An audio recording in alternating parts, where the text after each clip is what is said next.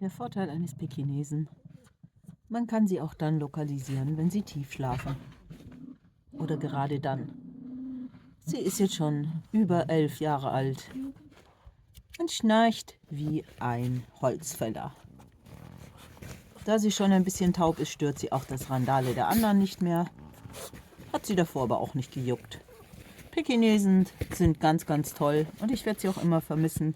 Aber aufgrund der kurzen Schnauze und der damit verbundenen Probleme werde ich diese Rasse leider nicht mehr in meinem Besitz haben, wenn die letzten mich verlassen.